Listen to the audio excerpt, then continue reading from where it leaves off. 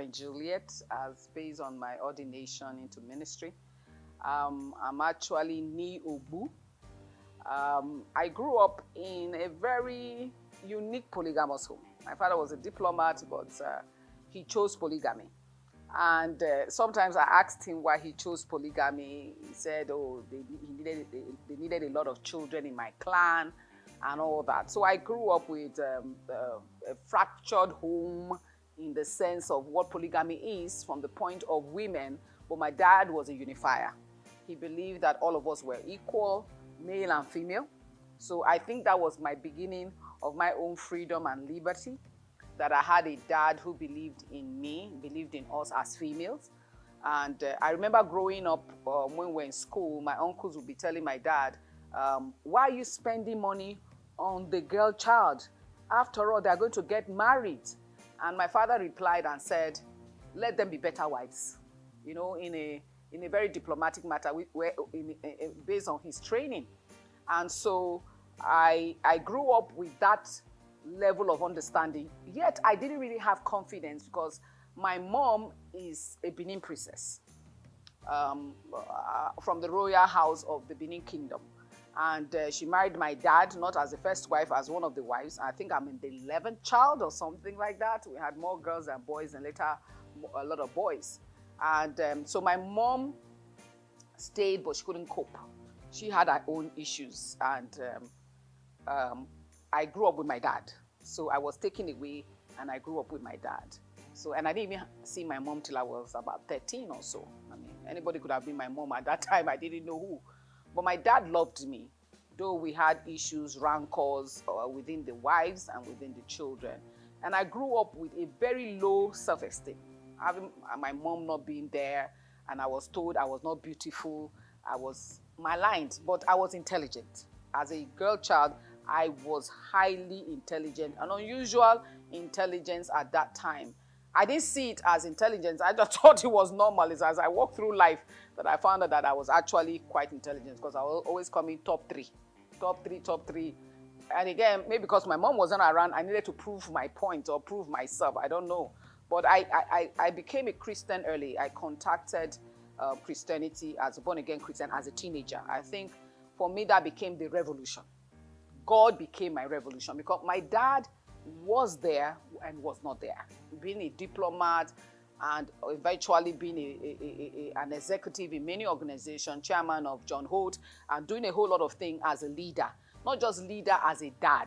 He also had to also take responsibility for his community and his cousins, his relatives. In short, my father was playing God in the lives of many. So he wasn't really available as a dad, but he also did his duty of expressing how much he could express. But as a typical African, I don't think he could express as much as he should, and he should have taken some stance that he shouldn't have allowed, the things that were happening within the home.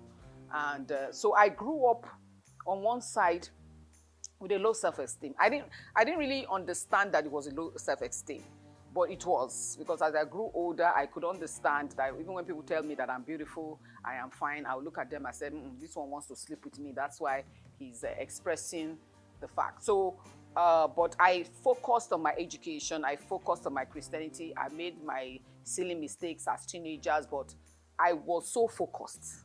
If there's anything that my life counts for, is that I was a focused child. I was not careless with my life. My siblings could not understand my seriousness. I was a very serious child. I did not, when I make mistakes, I chastise myself. I don't wait for people to chastise me. And I think I grew up with that. So I also had a philosophy of the fact that I didn't want to be dual. What you see is what you get.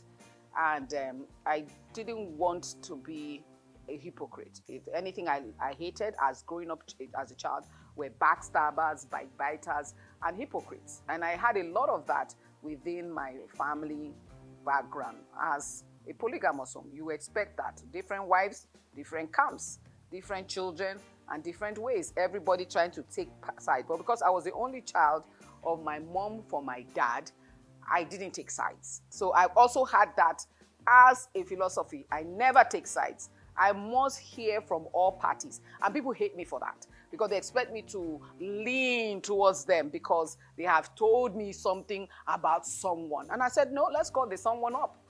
And let's settle the matter. We're supposed to be Christians, so let's settle the matter. So people didn't really like coming to me to talk because they know I won't gossip. I don't slander. I tell you, if I don't have the assurance to tell you upfront, I will not say it. If I say it, I will say it very subtly, but I cannot boldly just bring someone down. And that's part of my philosophy. I never do it. I confront issues, even now boldly, more boldly, because over the years, as I grew up in Christianity, I started leadership early. By the time I was in secondary school, I was already a leader in fellowship, and also more so I was head girl. Because of that focused girl child and also my intelligence, I was head girl. And double back into university, I joined a fellowship. I was also a leader. So my position in leadership has always been glaring. During my youth service, that's the most funny one. My youth service was in Katsina. The camp was in Katsina, but I served in Jos. And I was the only female platoon leader. I had 33 people under me. So, and I became platoon leader, again, this focused and serious woman and intelligent. So I got to camp on time. I am adverse to lateness to a certain degree. If I'm late, I take responsibility for being late and not to make excuses, because people use traffic to make excuses. Traffic has always been in Lagos. My father taught me that. My father was never late. So I grew up with that, never late. So if I'm late, I take responsibility. And so that focused girl child gave me that position to be the only female platoon leader at that time in 1991. And so I've been comfortable. So you can see people have to take permission from me to go to town. I'm in charge and all that. So I've been thrown into leadership early. And I had a challenge because I grew up now in a polygamous home. And we were in the village often. And my father was so concerned to ensure the cultural context of the hometown. My father is Idoma. My mother is Bini. I'm married to an Ishekiri, whose mother is Souq. So you can see that I'm a bona fide Nigerian. And also my father raised us up for citizenship. He believed that these were men in the 70s, 60s, and 70s who believed that the identification of a nation, your identity, was important. So nationalism was something that we're used to at home. As we were growing up, we had to read the newspaper every day. We had to listen to the 9 o'clock news. You know, those kind of strict ways of being conscious. Of course, some of my siblings didn't take it serious. But again, this serious girl child, everything her dad told her to do, she took it seriously. And so I grew up with that kind of mindset. But, you know, it was when I looked back, I knew how serious I was. But in the process, I thought it was normal. This is who I am. And so I grew up in that particular kind of background of not my father making us serious, though my father himself was serious. And I think somebody saw me and said, a female child that has her father's mannerism, not necessarily the integrity of the looks. I shared the looks between both of them, but mostly my mom. But in my character, I have a lot of my dad. So that helped me launch into leadership because I had a question about women leading because of what I saw around me.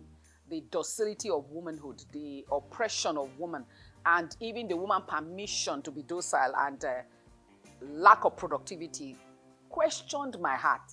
So as I was growing up, that questioning became the answer to what I do today in women leadership.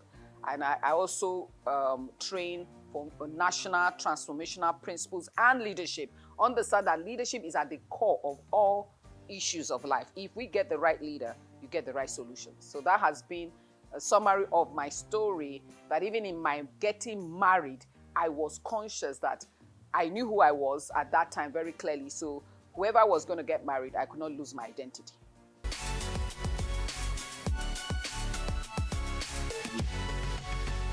You know, my journey into ministry and being Reverend Juliet today is a big story. You know, I always tell people the last place I wanted to do was to do ministry. Because as a young girl, I wanted to be a medical doctor to solve women diseases. That was my focus. And so I couldn't get medicine. There was a lot of distraction at the time I was doing JAM. But I did well. At that time, you know, the cutoff points were higher than what it is today. And I ended up with doing zoology. And so I graduated. But while I was in school, like I said, I became more focused again in Christ. I moved from what we call the SU days of no earring, no scarf, no of this, no. And I began to read the Bible for myself and understood that really that extreme is unnecessary. So I found my balance. So even in my church now, I did church outside the campus gate. I didn't do church fellowship. I didn't do campus fellowship. I did church outside the gate. So I had a church that I was involved with. Again, this serious child, this focused individual, ended up again being a leader. I was welfare leader in one of the churches I was going to, but I ended up in another church because that church had an issue and had to close down because of the pastor who was going back and forth. Another story for another day. But this particular church that I went under the leadership of Reverend Dr. Kanus, Emmanuel Kanus, became the revolution. I have, in all my life, I think God threw me under that man to shape who I am today. Apart from my dad, this particular man has shaped who I am today. And today, of course, Professor Vincent Anigbogu. But this particular man brought me to confront my Christianity with truth. And he kept repeating phrases in the days of Dr. Miles Moron's teachings of when the purpose of a thing is not known, abuse is inevitable. So we grew up with that thought in the late 80s with such understanding. And so I was, again, focused child, serious person. I took it so seriously. And here I now began to seek the Lord for my purpose, wondering what's the reason for why I'm on earth. I'm a woman, I'm going to get married, I'm going to have children. What is my life? Is that what life is all about?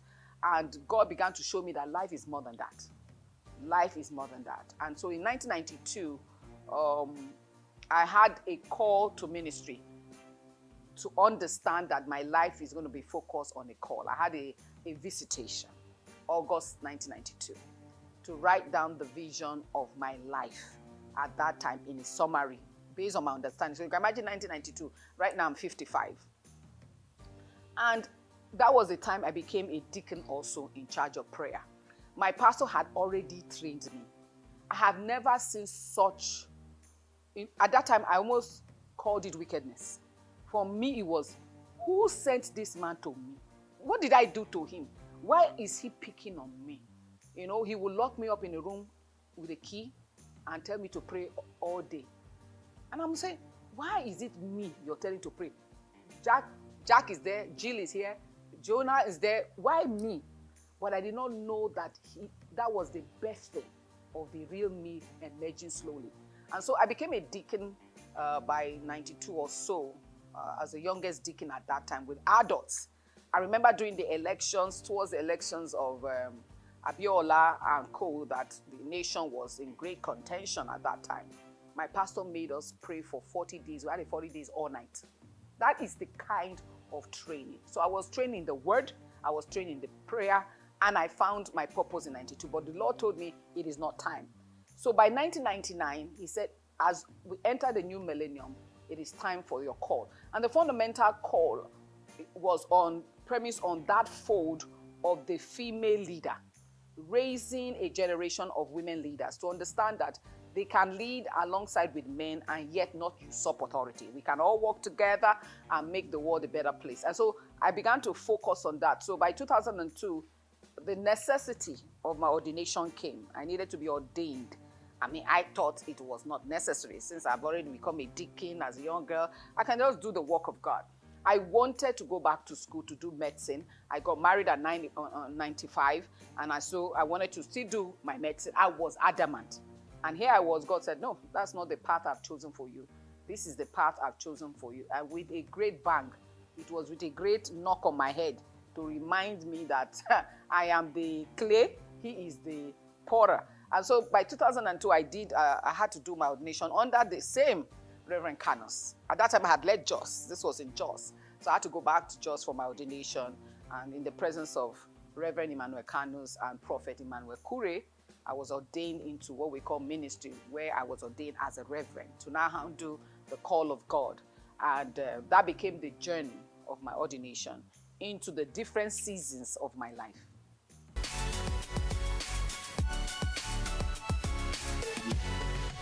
Well, one of the challenges of women playing a role is fundamental in tradition and upbringing. I didn't have a dad who told me I couldn't lead. So my lead was open, was uncovered. I didn't have a pastor who told me I could not lead. So I didn't have that restriction. So coming into women leadership was something that God had already prepared me for. But the challenge with Africa is many women have been told they cannot lead. They have been shown they cannot lead. They have been shoved aside that they cannot lead. They have been raised that they cannot lead, from the voice in the home to the voice in the local church or the religious organization, depending on what religion you belong to. I've told them they cannot lead. And many of these women have not studied to show themselves approved by themselves, to understand that it's right there in the scripture that the day God made male and female, he gave them authority to lead. But the leadership at home regarding the issue of submission is a different ball game. And so I came into understanding that for years, I was doing women seminars, women programs, and right now I'm launching out on a women's school of ministry, the Institute of Womanhood and Leadership. But the surprising thing is that I thought that was all. Until 2006, I had a visitation again on the understanding of nationhood and governance. And I began to recognize that as a woman talking about leadership, I needed to know how to contextualize women in the leadership call. And so I began to understand governance, politics, and the whole 9 yards of governing around the 7 mountains of influences. And that's how I also journeyed to Ukraine. We went to Ukraine in 2007 for a training under Dr. Sunday Adelaja to understand politics, God, and nations. And that, I think, also became a turning point of the next season of my life that I'm in right now.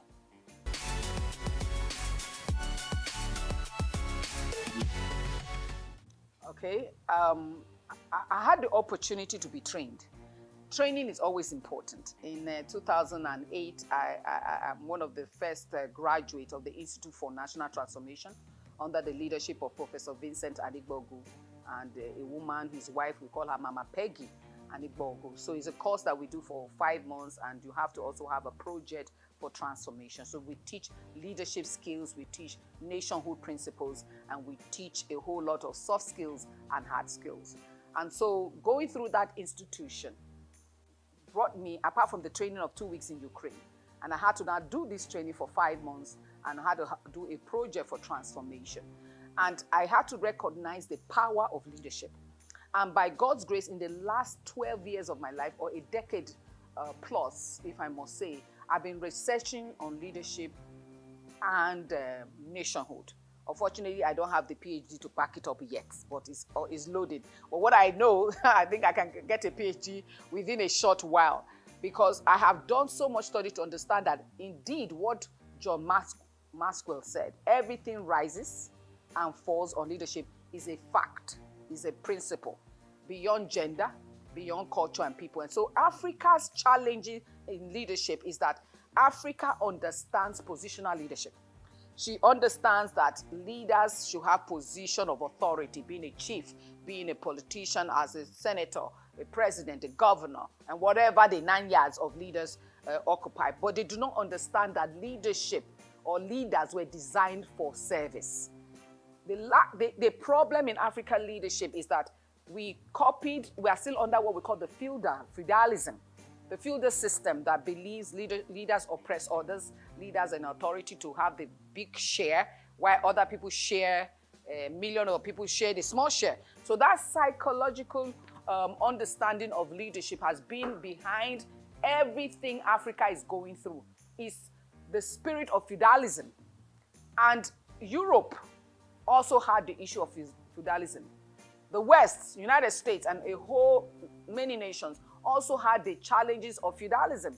But people began to see a superior leadership of what is called servant leadership, meaning that when I take a leadership position, it is tied to leadership functionality to serve.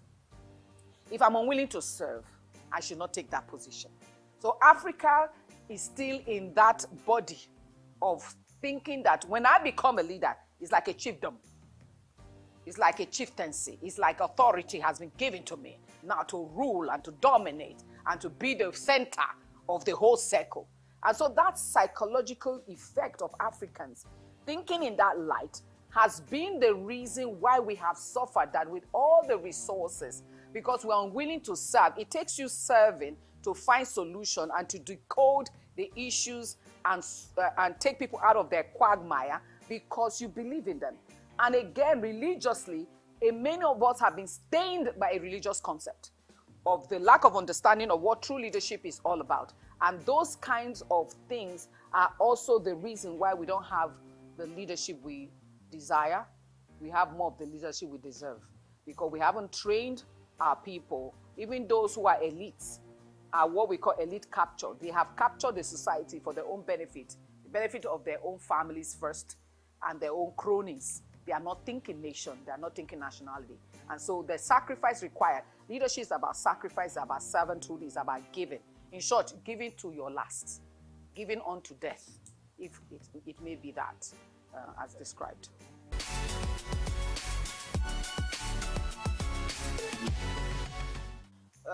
Women in politics and women in leadership is also that understanding of the equality. Like I said, we are all created in the image and likeness of God. There is no inferior individual.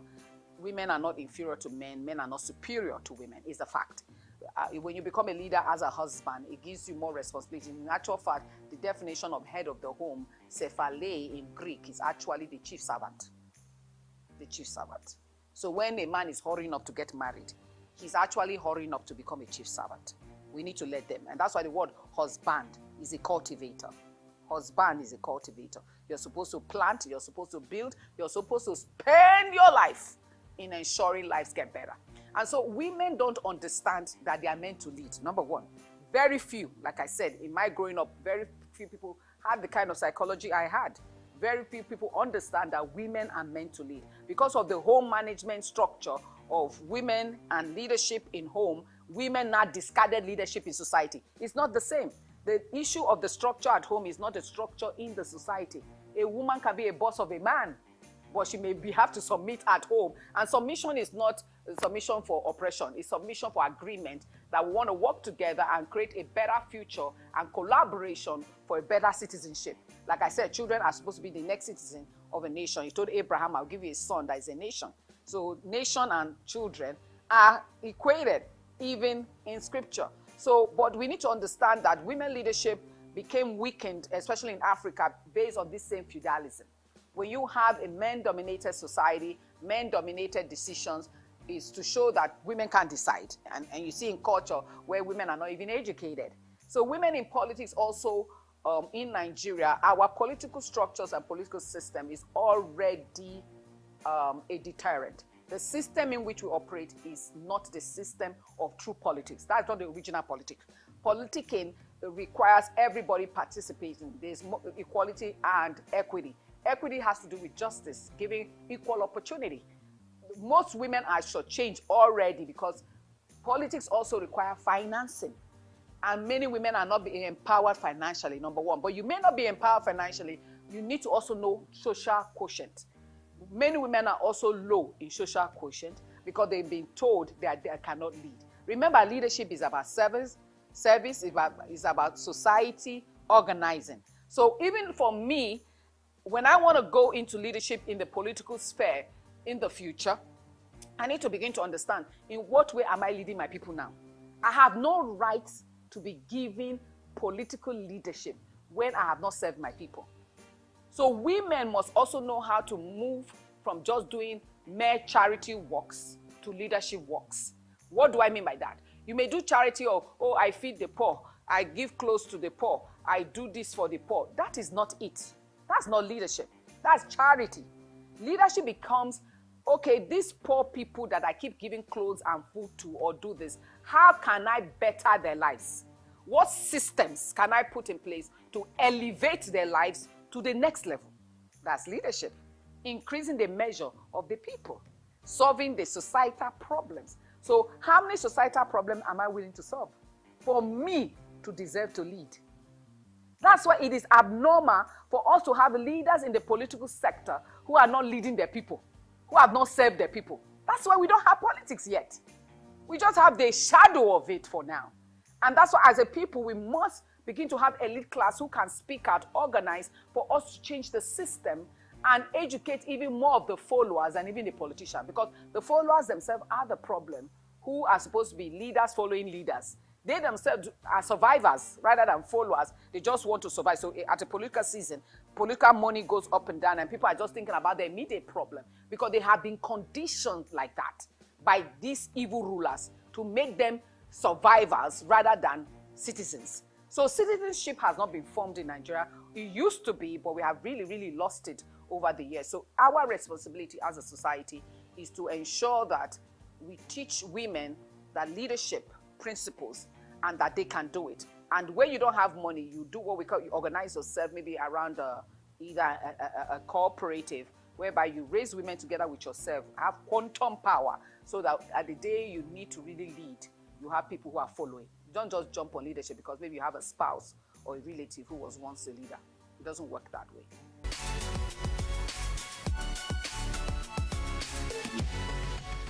Well, as an ordained minister, I have a parachurch ministry, meaning that I don't run local church, but I've been in local church all my life. I can say at this point in time, we are not, with all audacity. I mean, at 55, I can't apologize. I've been a Christian over 40 years, 41, I think now. And so I can't apologize for that statement I just made. We have failed in that again. The failure is not as a failure of wickedness. I need to put it in context. Is the failure of what we believe churches. We inherited a church system from the United States when United States church system was in crisis. Yes, Christianity had been in Nigeria, Pentecostal, Catholic longer, over 100 years, Pentecostal almost 100 years, or 100 years, about 100 years actually, but the other branches of the Orthodox churches over 100 years. And 200 years of church in Africa. The exit report is still high illiteracy. And one of the purposes of the Bible was for people to be able to read it.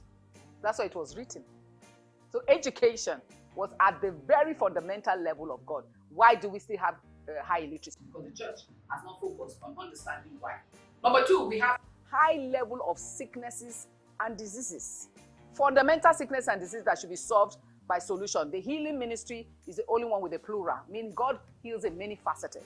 He doesn't heal just by laying on hands. There's medicine, there is a herbal, good health, good living, right? We have high level. Then high level of poverty. Poverty is not a final injunction. So when we say the poor people will always be with us, it's not a final junction. It's not a fate, F-A-T-E. It is to make us realize that you will always have a project for the poor to lift them out of poverty, because one of the context of Isaiah 61 is that the gospel for the poor must be preached. So poverty, God is against it. That's why he gave natural resources. He didn't give human beings natural resources to remain them poor. Four, we still have oppression. And so the church needs to understand that the word church, when Jesus himself mentioned church, it meant the word ecclesia. Ecclesia has two interpretations. A coming together of a people, but there's one fundamental interpretation is legislative power, decisive power. The church age, what we call the Reformation age, the first Reformation, the second Reformation age, spoke about how the church was the one that this world that we have today, the civilized world, was created by the church, not Socrates, not Aristotle. It was created by the fundamental principles of the Bible, which has the character of God's goodness and love. God loves man and gave earth for our enjoyment. If he said he wants something to be like heaven on earth, is he threatened by it? No. But we have not understood that church is not in the on the pulpit alone. That is churchianity. Because light doesn't shine in light. Light must shine in darkness. Go ye into the world. And that statement that was made by Christ was to acculturize nation. What does it mean to acculturize nation? That the nations will have the culture of God's goodness. The nation will have the culture of God's love. The nation will have the cultures of God's sensibility. And so when churches don't follow God's path and follow the path of gathering in, from next gathering in, we need more space. From needing more space, we need to raise funds. From raising funds, we build church buildings. We build church buildings that are empty during the week, that should be educating people at various levels and become the center of supporting, because the church decides the decision of nationhood. Isaiah 2 talks about out of Zion comes forth laws. What are those laws, principles? It was Christians, fundamentally. Other religions joined, but I repeat, Christian fundamental in history built the society that we have. Medical, Florence Nightingale, medical care, gave to Queen Victoria 2,000 pages of policy. Today, everyone who goes to nursing meets Florence Nightingale. She had a call at 17. Wilberforce, a Christian, stopped slave trade. They are Christian landmark of people who were both pulpit leaders like John Calvin of Switzerland, John Wesley of England, who intervened in the quagmire. The reason for what we have here is what is said, that light is hidden under a bushel. And the church has become church building, local church building has become a bushel. Light is not meant to shine in light. Everybody is supposed to go into the marketplace at different spheres of influence and take the character of God and shape the society into the goodness of God. So the more goodness, godliness that we have, the better you have a society. It was church that made charity possible. And let me end with this by saying that it was church. What we call Sunday school did not start from the church walls. Sunday school was started in England, especially by a man who, British children, these same England children were begging with bowls. And that's why you have the story of Oliver Twist, which is a satire. In actual fact, the children were begging. We had what we call the chimney children. Parents were offering their children for £1 just for survival. Children were going to work with their parents Monday to Saturday to survive. They were living in one room, face me, I face you, in England, sharing 300 people, sharing one tap outside with buckets. England, 300 years ago.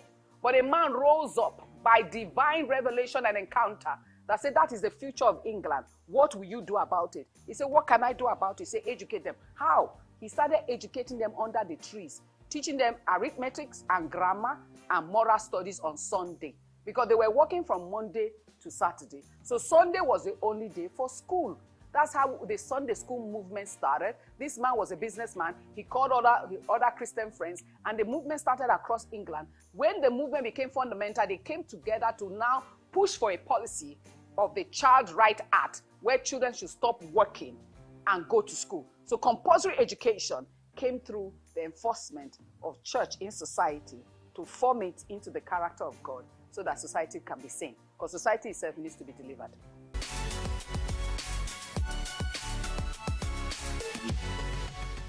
You know, when people say the loss of value, I have a problem, because the value has not really been there in strength. It was there a bit based on the fact that when the Europeans came, we will not deny they taught us certain things through the local churches of that day, which is brilliant.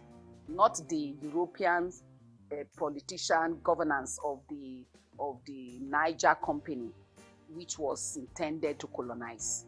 We're talking about the ones who went into the religious sectors and trying to make us a better society.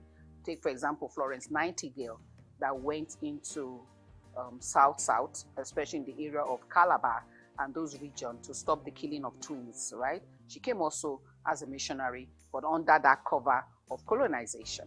So colonization in its fullness were not all bad. There were good things that we should mention. But you see, those people had the value of killing twins, the value of murder. So don't be too sure that we all really had the values that have been lost. Yes, it has gotten worse. For me, that's how I look at it. But the values of understanding familyhood have not been understood. Because we have been generally, like I said, feudal. And we have been generally polygamous and unfair in our home management. I grew up with a cousin of mine. We were eating, there were 2 pieces of meat. My cousin takes the 2 pieces of meat and tells me in my own father's house that I should not eat the 2 pieces of meat, that if I eat meat, I will become a thief. Children should not eat egg. I mean, some of us know about those stories. The new generation may be wanting to say, what's she talking about? But it happened. Is that values? Are those values? Values of cheating? I was passing Shomolu a few years ago, over a decade, and a child was young, washing plates. A basin of plates, I think it was like an eatery or something, a buka, and the child was washing plates all by himself. And the Lord told me, say, you see that child, he's going to grow up rebellious against adults because he'll believe that he has been oppressed. He too is going to make other children wash as he is. Because how do you get a 9-year-old, because estimating is about 9, 10, to wash a whole lot of plates? Where are the adults who should work? Children are not meant to work those kind of work. Children's work must be scaled up according to their age. But in Africa, our children are enslaved. Children are actually born to work on the farms. So by the time the Europeans were taking us to go and work on their own farms, they were doing what we were doing to ourselves. So do we really have the values? So therefore, this value issue needs to be redefined. Because when you say values, where are you coming from? The values Africa need now is the values from God, His goodness, His kindness, His mercy towards one another. And that value has become more scaling when greed has also increased. The level of greed, the lack of understanding of parenting, and the seasons of our life, even as women, one party has to understand. That's the price of marriage now. In the marriage, a woman needs to understand her fundamental role also is raising children. So she needs to balance life between work and children. It's a fact. It's not something, but that doesn't make her less. It makes her even more special because those who serve are always greater. So she'll have a greater reward by raising children with value. When parents are absent, especially moms, that child will have a psychosis that will affect the society. So when we talk about what is happening within Africa, we're looking at Africa did not get it right in parenting. We can't copy the West. I don't believe in copying the West. I believe in copying the values of God. The West herself has mixed up a lot of things that she needs to deal with and unbundle herself of it. But we are being given a clean slate. We have one of the greatest opportunities apart from India. We have the highest youth population in the world. And therefore, it's an opportunity for us to train a new African, a new Nigerian that has the value system of godliness, of kindness, of purpose. That was what shaped Europe. That is what shaped United Arab Emirates. That is what shaped Singapore. And Malaysia copied Singapore. Guess what? China actually copied Singapore too.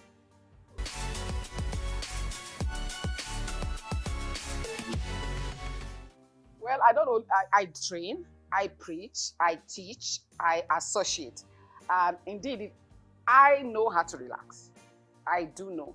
I watch movies. I love watching movies because they tell stories, and I use them also to teach because in movies our values unbundle. So in movies, I begin to cancel some values. I say, no, that's the wrong value. So I use movies to relax. I also read, but reading is not my stronger point, but I read because I'm a leader. I have to keep researching and keep reading and reading and reading. My favorite food, one of my favorite food is plantain from when I was young. Plantain and eggs, plantain and any sauce. I'm just a lover of plantain. My major is plantain. And colors, I like pastel color. I like bright and beautiful. I believe beauty is part of the packaging of the woman leader or anybody else. So looking good, it doesn't have to be excessive, but it has to be done properly. So you don't go about looking so dowdy and lost. I believe that whatever you're wearing should increase your confidence and your outlook. So I'm a believer that life is good, especially when we take it from the perspective of God. A God who created life and gave it to us, how could it be that bad? How can He give us an earth and wants to destroy us? The destruction of the earth is human beings. Whatever is happening on the earth, we are responsible. But if we would be at the center of God's agenda, we will enjoy our life. And that has been my philosophy, an understanding that everything stems from how you see God. How you see God will determine how you lead.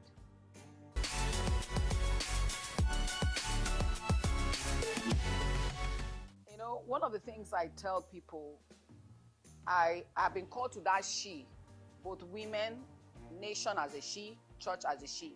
But the female as a child, I want to let her know that she's not inferior. She is not anybody who told her that she's lesser being is a liar. And she has every capacity within her to achieve the goal. But she must walk in the godliness of God and the righteousness. You can't eat your cake and have it. You can't just change society. You can't just change people and think you're going to get there. You need to walk in that path of principles, the narrow path of life. Do what is right. And again, like me, be focused. The world will one day recognize you when you're focused and serious about doing things with excellence, doing things with capacity, and using your intelligence. Knowing that it's not about just your feminine body. It's not about your shape and your figure and your hair. I spend more money on my mind than I spend on my body. I buy books worth 30,000. Buy books worth 25. One book.